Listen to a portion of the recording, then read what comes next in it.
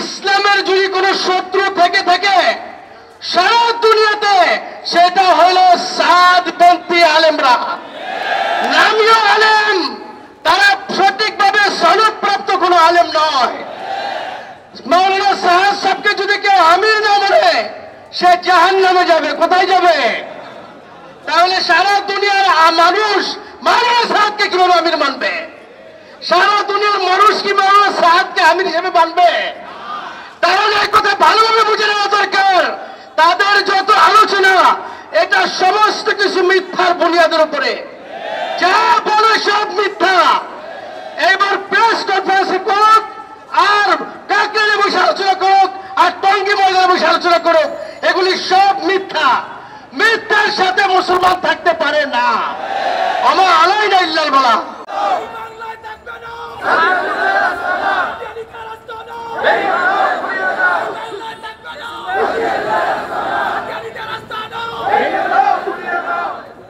নাহমাদুহু ওয়া নুসাল্লি আলা রাসূলিহিল কারীম, আম্মা বা'দ। অত্যন্ত পরিতাপের বিষয়, যেখানে দারুল উলুম দেওবন্দ সহ সারা বাংলাদেশের সমস্ত উলামায়ে কেরাম, হিন্দুস্তানের বড় বড় আকাবির হযরত উলামায়ে কেরাম, পাকিস্তানের হযরত উলামায়ে কেরাম সকলেই যে পথ অবলম্বন করেছে, একটা নির্দিষ্ট গোষ্ঠী তার বিরোধিতা করছে। আমরা সকল বাতিল ফেরকা যারা আছে, বাতিলদেরকে জানিয়ে দিতে চাই যে হযরত উলামায়ে কেরামের পদাঙ্ক অনুসরণ করেই একমাত্র আমরা মুসলমানরা কাঙ্ক্ষিত লক্ষ্যে পৌঁছতে সম্ভব হবে।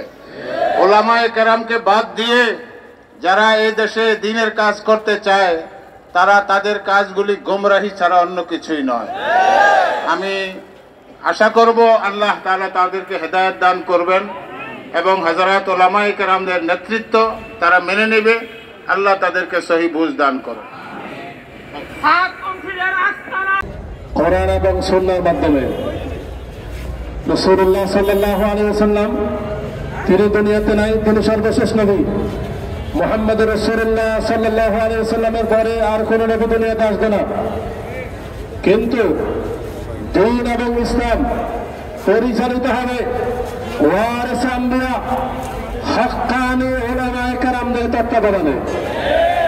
রাসূলুল্লাহ সাল্লাল্লাহু আলাইহি ওয়াসাল্লাম হাদিসে বলেছেন, ইন্নাল উলামা ওয়ারাসাতুল আম্বিয়া, উলামায়ে কেরাম নবীদের ওয়ারিস।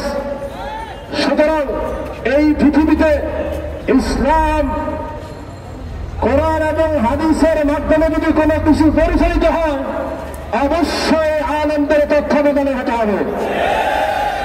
যারা আলেম বিদ্বেষী, তারা যত ইসলামের দাবি করুক না কেন, কখনো তারা ইসলামের হতে পারে না।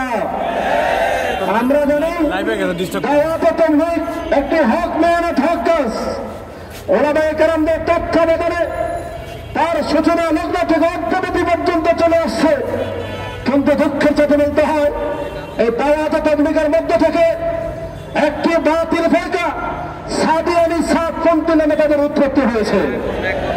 তারা তাদের প্রধান গুণাবলী হল, প্রথম নম্বরের গুণ হল তারা আলেম বিদ্বেষী। আমরা যদি বলি আলেম বিদ্বেষী, তারা বলেন আমরা আলেম বিদ্বেষী নয়। আমরা বলতে চাই, কাজে কর্মে কথায় আপনারা বারবার প্রমাণ করতে সফল হয়েছেন আপনারাই এই বাংলাদেশের চূড়ান্ত পর্যায়ের আলেম বিদ্বেষী। তার মধ্যে প্রথম প্রমাণ হল আমাদের এ দেশের কলিজার টুকরা, আমাদের সর্বজন সক্রিয় আলেম দ্বীন, জাতীয় মসজিদ বাইতুল মুকাররমের খতিব, যিনি সমাজের হত্যা সর্বজন গ্রহণযোগ্য মুফতি আব্দুল মালিক সাহেবের মতো ব্যক্তির বিরুদ্ধে তারা মামলা করতে দুঃসাহস দেখিয়েছে। আমরা জানি বর্তমানে সরকার, অন্তর্বর্তীকালীন সরকার ৭৫ জন আলেম, তালেবে আলেমের রক্তের মধ্য দিয়ে এই সরকার গঠন হয়েছে।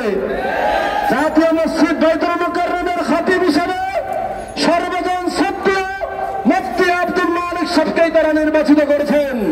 সুতরাং সরকার সহ পুরো জাতি যে ব্যক্তির উপর আস্থা রাখেন, সেই ব্যক্তির বিরুদ্ধে তারা অবস্থান নিয়েছে। তাই নয়, এই দেশের সর্বজন গ্রহণযোগ্য দ্বীনী এবং ইসলামী সংগঠন